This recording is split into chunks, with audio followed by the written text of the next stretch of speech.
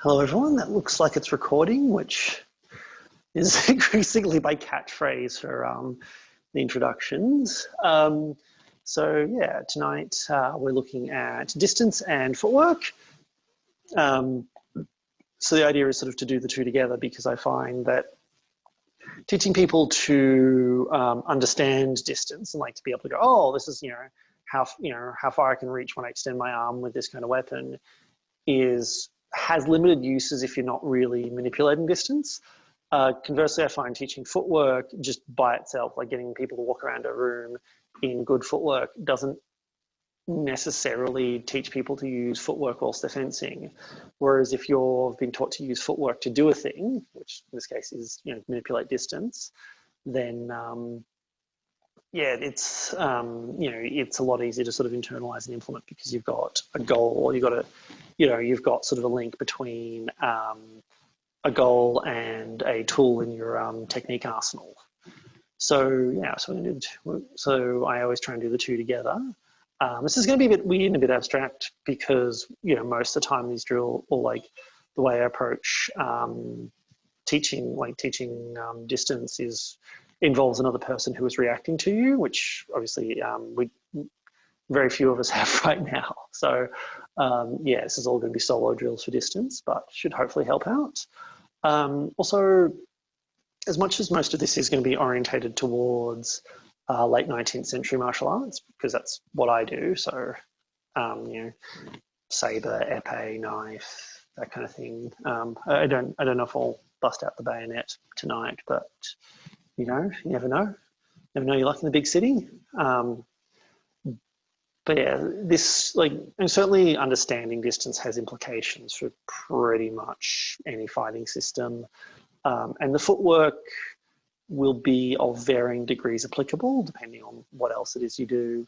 But I also find having when people who do, say, medieval systems, which doesn't have very much lunging in it or doesn't have any, do sort of late 19th century footwork, it just adds an extra sort of footwork tool to their footwork key arsenal.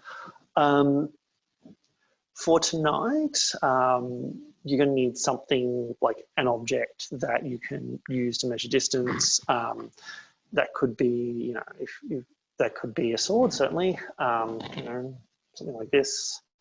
It could also be a walking stick, or any other kind of stick for that matter. It could also, or any of the other things that are falling on the floor.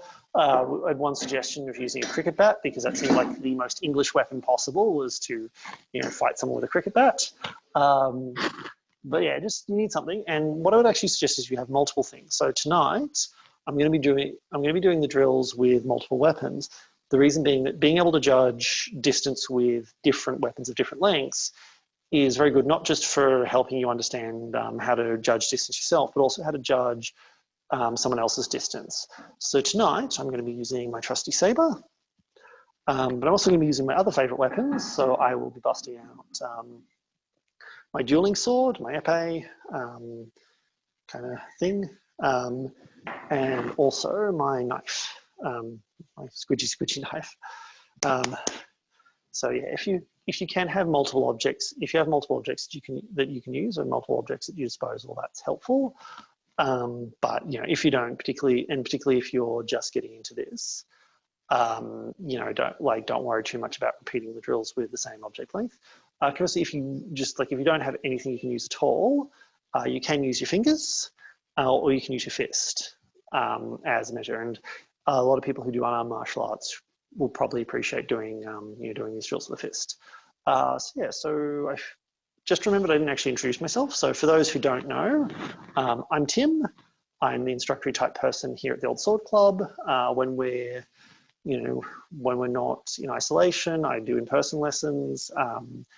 And when we are in isolations, I do lessons online. I don't know what else to say about myself, other than that, I run lessons and I'm decent at fencing. So yeah, that's probably what I should describe in my tombstone. Oh yes, Kirik says I'm a purveyor of bad puns, which is a slanderous lie. My puns are excellent. All right, cool. So I'm just going to pause recording for a sec.